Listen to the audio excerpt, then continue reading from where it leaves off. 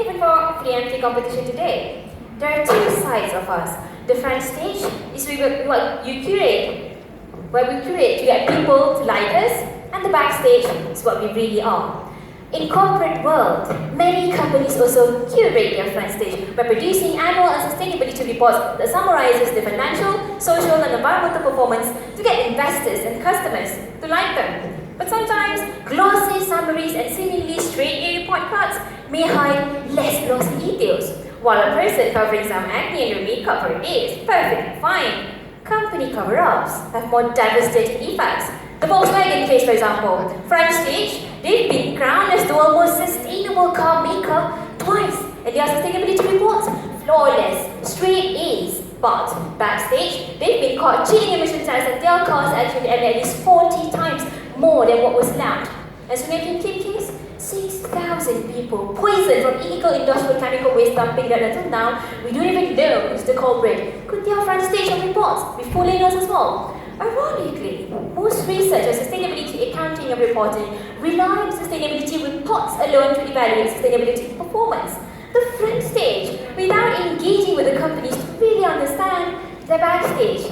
This is where my research comes in. I am unmasking the sustainability performance portrayal gap by investigating one of the largest palm oil companies in the world to probe their motives and immerse myself in their daily operations to uncover their backstage side. My findings? The biggest motivation behind sustainability in the world is to counter pressure from NGOs and anti-palm oil campaigns through attaining sustainability certification and changing sustainability reports that has now become much longer and more detailed than ever. But in real practice, environmental destructions and human rights violations still continue in the company's operation and supply chain. The reason behind this gap, it's our fault as much as theirs. We as a society haven't been able to push companies to clean their act and we fail to support their efforts in sustainability.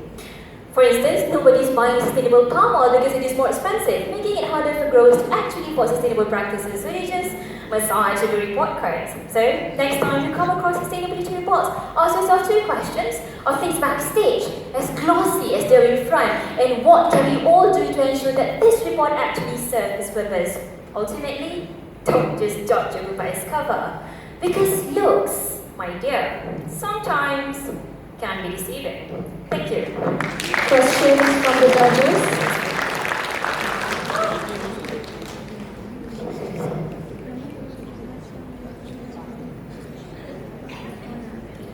Thank you very much. Our second finalist, Noor Zayana binti Yusuf from University Technology Mara, UITM.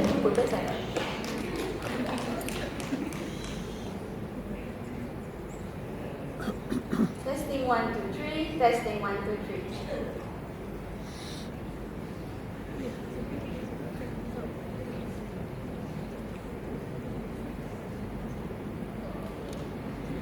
Once, before I was married, a man approached me to ask for my hand. He was a divorcee, so I wasn't sure if I would say yes. You know what I did? I emailed his ex-wife, who was then in South Korea, and asked about him. And you know what she said? That he was a great guy. So the word of mouth of his ex-wife gave me the belief. I married him and we have 2 kids now. In the same manner, my PhD looks into the importance of word of mouth to sell Malaysia's medical tourism to the rest of the world. For the last 20 years, Malaysia built an industry that marries healthcare and tourism called the medical tourism industry. We have state-of-the-art technologies, we have great doctors, and we charge affordable prices. However, Malaysia is underperforming relative to other countries like Thailand, India, and Singapore. For this, I conducted interviews with major private hospitals across Peninsular Malaysia to get their insights into what we can do to transform Malaysia into a heaven for healthcare and tourism. Now, in today's world, word of mouth is an interaction that happens mainly through the internet. So my research has found that word of mouth and testimonials are the greatest element to attract medical tourists to come to Malaysia because patients pay attention to the word of mouth of other patients before choosing Malaysia as their destination country. However, this method is found to be underutilized, and the Malaysian Medicine Advertisement Board also imposed numerous regulations prohibiting advertisements and testimonials of healthcare services.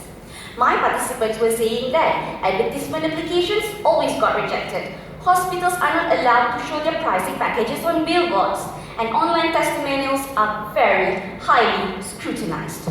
Therefore, the government is hoped to loosen up some of its regulations so we can tell even more people about our excellent services.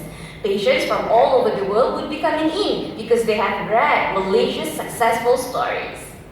The word of mouth will help Malaysia to earn a revenue of 2.8 billion ringgit by 2020. And my research is crucial for the growth of medical tourism industry because it will significantly benefit the average man on the street, creating job provisions like taxi drivers and hotel workers. Ladies and gentlemen, we can prosper through word of mouth. If a woman can be influenced by the word of mouth of an ex-wife, imagine how many foreign patients can be attracted through this simple method but with a greater emphasis. Hence, Malaysia will not just be truly Asia, but also truly a medical heaven, just like a marriage made in heaven. Thank you. Question from the judges?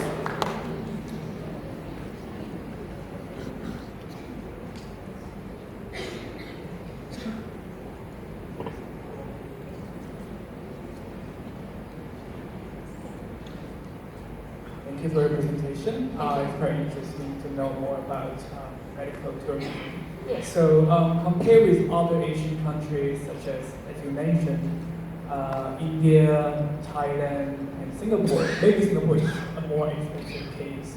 So what do you think the uniqueness of Malaysia's medical tourism compared with other competitors in Thailand and India? Yeah, thank you for your question, sir. The key point that we sell is our affordable healthcare costs and our excellent medical devices. And people come here mainly for the pushing factor, say in the UK, in Australia, that their prices are expensive. That brought us here because of the pricing competitiveness.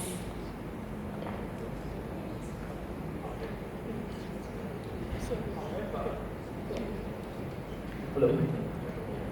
However, I think Thailand and India and also other Asian countries like Taiwan, they're also, in terms of price, very competitive. Then how do you differentiate yourself with other countries? We have also tourism that is also building up together with our medical tourism as the attracting point for them to come in here. Yeah. Thank you. Okay, thank you very much. Now, let us invite our finalist 3, Pamilya Anak Perempuan Nur Dunathan from University Islam Antarabangsa, UIAM.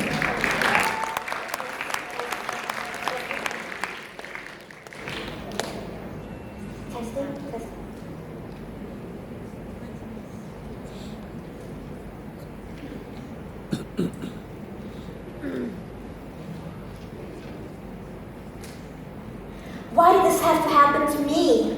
Will I ever be able to lead a normal life? Have a job? A family of my own? These are the fears of the adolescents living with HIV in shelter homes. Imagine being abandoned on a sidewalk in a red light district. Or imagine being born in a car parking lot with your umbilical cord still attached to you and being abandoned there, only to be found by the welfare department and then later diagnosed with cerebral palsy and HIV and sent to a shelter home. These are the stories of Sarah and Ahmed, some of the adolescents living with HIV in shelter homes.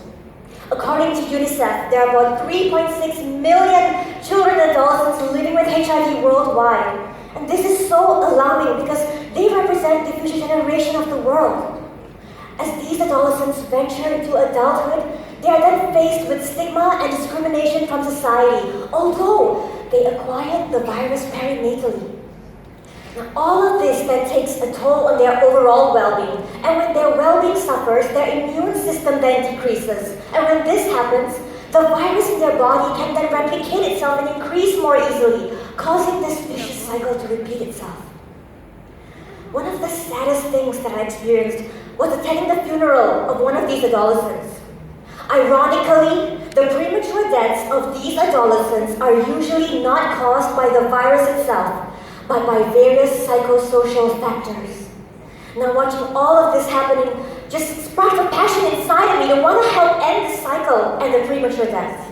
And so what I did was, I employed a participatory action research approach whereby I adapted from several existing evidence-based interventions, and I developed a program called Be Your Best. So B for behavioral, E for emotional, S for social, and T for teamwork. So this program comprises 3 main modules, all aimed at improving the emotional, behavioral, and social well-being of the adolescents. After the implementation of this program in several shelter homes in Malaysia, findings revealed that there was a 60% decrease in behavioral problems and a 100% increase in their emotional and social well-being. And just like that, a domino effect had been created, and that made my heart go, ooh, la la la la. It is my hope that other shelter homes out there would adopt this program in order to be able to make the difference in these adolescents' lives and help improve their well-being even more. As Margaret Mead, a wonderful anthropologist, once said, never doubt that a small group of thoughtful, committed citizens can indeed change the world. Thank you. Thank you. Question from the judges.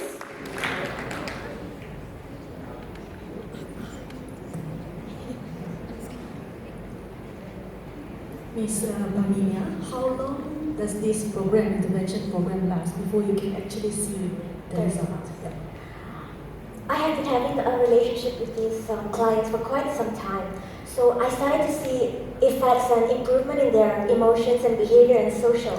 From, you can say, for about 3 months, I started to see preliminary effects, and then I continued it for a prolonged period. So over a year, then I saw even more effects. So I would say it can be as short as even 3 months, but because I'm so passionate to help them, and they are so happy to improve, it's still going on.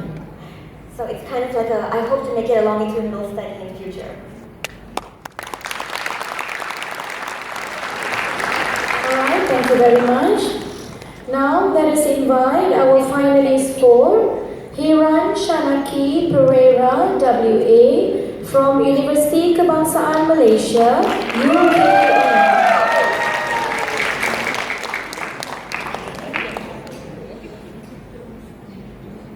Testing one.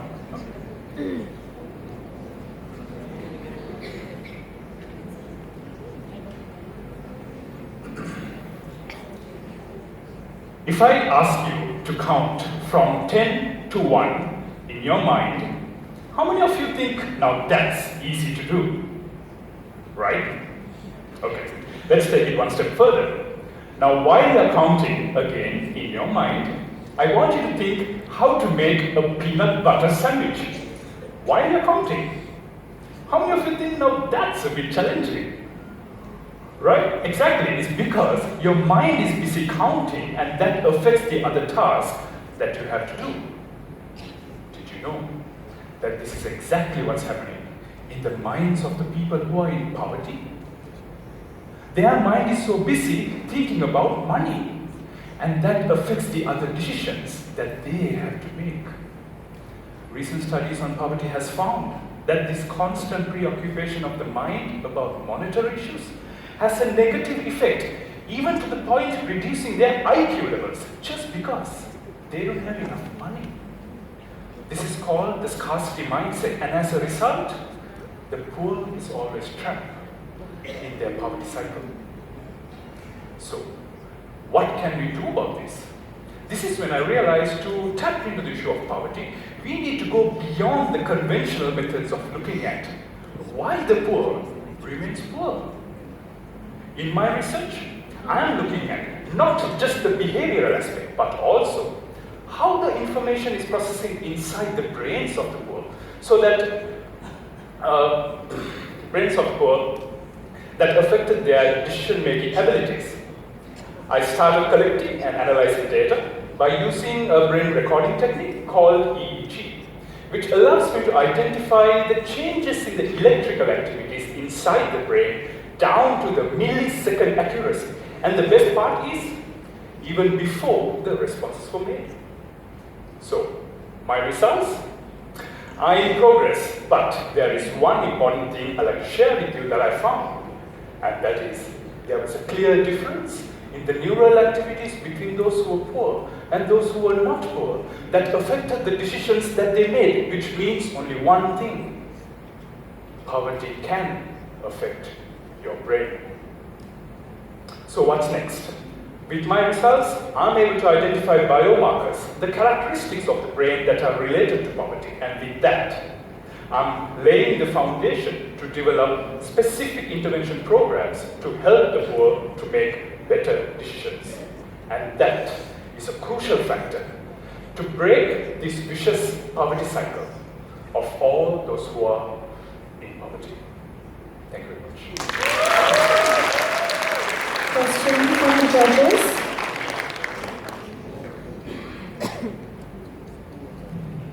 I have a question. Yes. I have a question to ask you. How do you operationalize the poverty? Who do you consider in the poverty category in this case? Yes, so there are a lot of different definitions, but in Malaysia, so basically we are looking at B40 communities. So the people who are earning less than 3,000 per month. So again, in that less than 3,000, we got less than 500, again, people who are in extreme poverty, and then again, so anybody who is earning less than 3,000 are in the category of B40, so those are the people who are in poverty. Yeah. Since there is different category of poverty, does your research shows that there is a different electoral findings for different levels of poverty? Yes, so basically what I did was I first compared with the poverty and non-poverty. And within those poverty groups, participants, there was a neural activity difference. So there was actually difference between those who are in the upper category of B40 and the lower category of B40. Yes. Thank you very much. Now let us listen to our last finalist from social science category, Khairul Anwar bin Rusli from University Science Islam Malaysia, USIM. Testing 1, 2, 3, testing 1, 2, 3.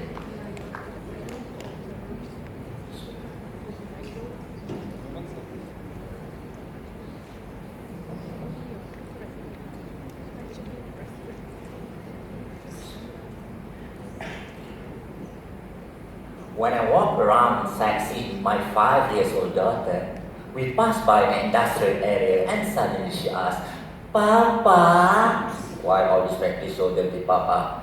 They should go green, Papa." And I just like, "What? Going green? Why bother? Go get your coloring books." And that's how my PhD journey started. Most of previous research focused on multinational companies because they are visible to the stakeholder. Less has been understood within small and medium enterprise perspective, and there is my research fit in to close the gap in the body of knowledge by developing a comprehensive green practices model for SMEs. In order to achieve that, I investigate, number one, what are the critical factors for SMEs to go green, and number two, how these practices affect them. Do you know that 98% of businesses in Malaysia are SMEs? They even contributed 32% to our national GDP annually. And for the total environmental protection program budget, 70% goes to manufacturing industry, which reflect back to the SMEs. Therefore, we need to admit that these entities are important to us economically, environmentally. Ooh la la. Sounds familiar, right, Dr. Norman? Actually, I'm your biggest fan, you know. You are from for you to see, right? Alright, so based on my study, I found that external stakeholders play an important role for SMEs to go green. For instance, government through its regulation are very crucial. However, having regulation itself alone is still insufficient. It will be more critical for SMEs if there is a continuous monitoring process happen along the way. Because there are SMEs just started to tidy up and clean up their mess and waste when the authorities arrive at their front gate. Too bad to be true, isn't it? But that's the fact. Secondly, on the other hand, be more critical for SMEs if their business customer, especially the big company, share and transfer knowledge only to them, so that SME could learn and implement green according to their customer requirement. Implementing green practices will lead to better outcome and brighter future for SMEs and our next generation. SME could attract more potential customers, especially from the international market. And for the existing customer, they can increase their satisfaction by minimizing product defect and product return. At the end of the day, SME will even survive in the marketplace. Happy ending, I guess. So guys, going green, why bother? It's not only for my lovely daughter. It's for yours too. This research is not about me. It is about us. You still remember what happened to Pasir Gudang, right? We don't need the cheeky Spider-Man or the rich Tony Stark to save the world. Just stay with me. We go green together. Thank you. Questions from the judges?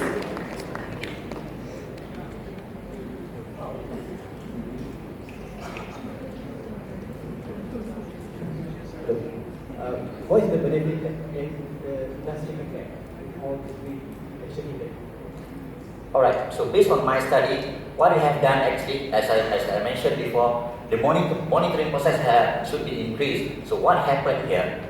Beside of the monitoring process, we already discussed with the Department of Environment, especially in the